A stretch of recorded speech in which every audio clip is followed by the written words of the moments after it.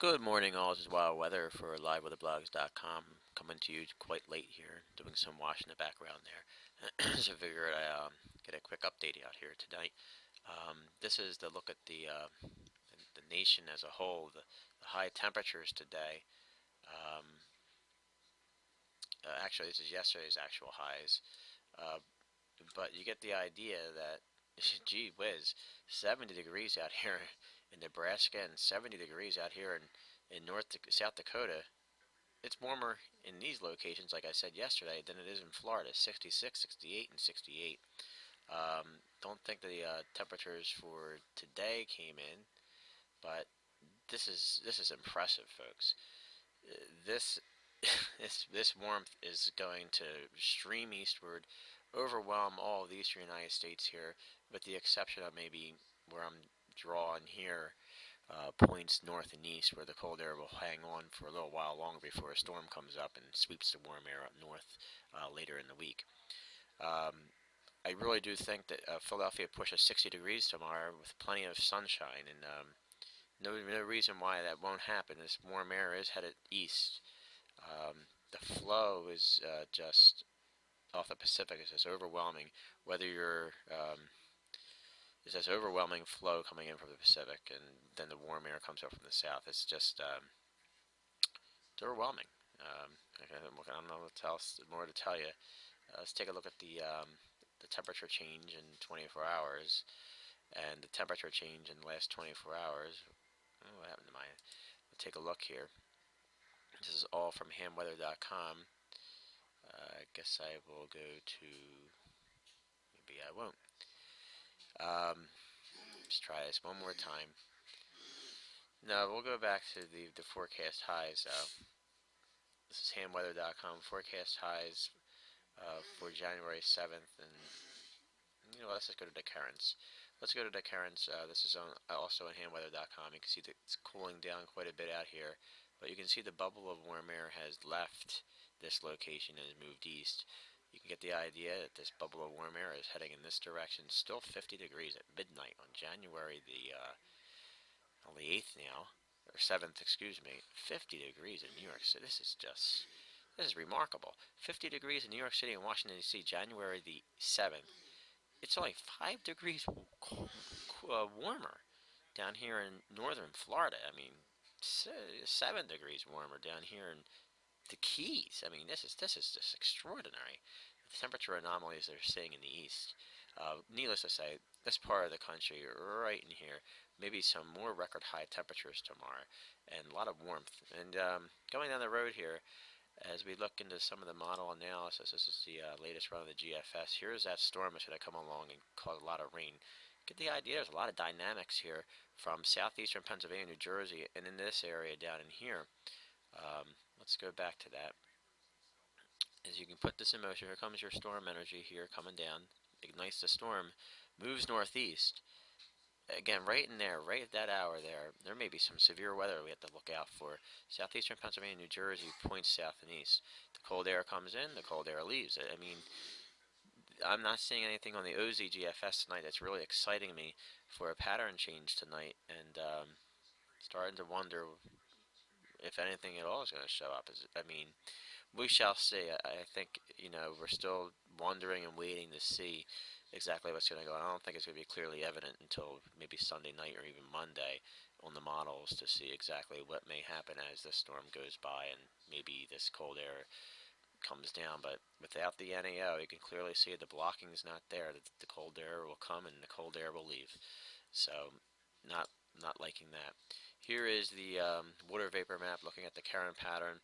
Subtropical jets getting more active again. You can see this area of moisture out here in the Pacific, and it's energizing this storm here, which may come up and clip the area, but it looks like it's going to stay south. Another piece of energy may come up and try to make a run at us on Monday morning, but most models are suppressing that idea.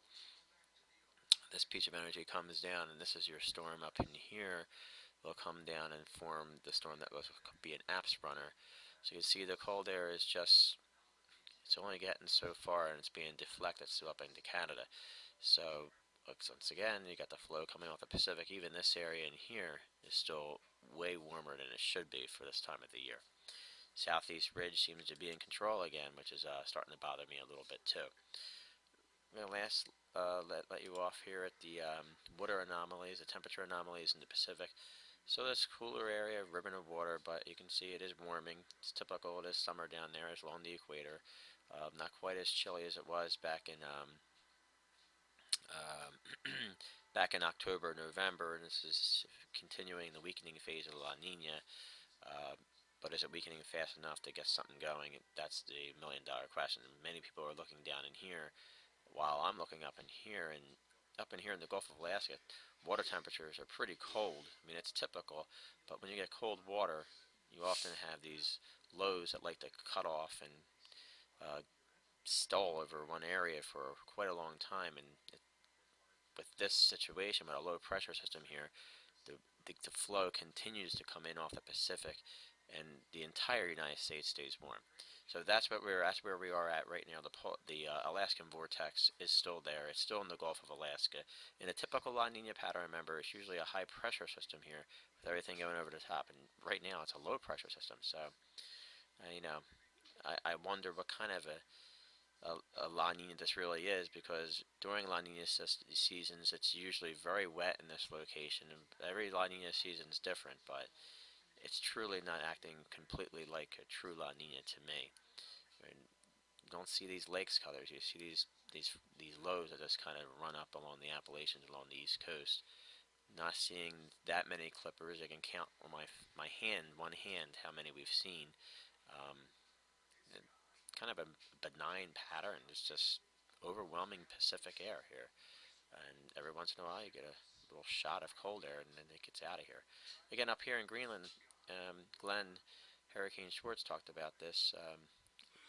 He was hoping that the waters up here would be warmer, which causes a negative NAO, but you can clearly see all around Greenland up here, temperatures of the waters are even pretty cold up there. So allows the warm air. The warm air likes to seek the cold and move up that way. So these are water temperatures, and I think I think this has a big factor into why we're seeing such warm conditions across the United States. There's no doubt about it.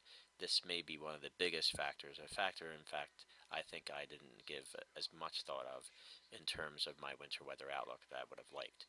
But we'll give it another week or so. I wouldn't change anything from my winter weather outlook until January 20th. I'm going to hold off until then, and then we'll have to really start taking a better look. That's all I have for tonight. Um, get ready. Um, Here's your forecast from hamweather.com. We'll go to climate. Here we go. Get ready for another warm day. This warm air here is going to be trucking to the east. High temperatures may approach 60, and I'm sure it will be in the 60s, or 60, 65 probably in Washington, D.C. More records will fall. 1,225 records I'm estimating across the country for this week. That's just impressive. That's all I have for tonight. Unfortunately, snow lovers, the depression continues, but it's still weather, and you still got to track it. It's 24 hours a day, 7 days a week, 365 days a year, and that's why I'm here. Okay, done for the rhyming schemes tonight. Thanks, Rob, for doing that poetry stuff. Pretty cool stuff. All right. This is Wild Weather for LiveWeatherBlogs.com. Take care.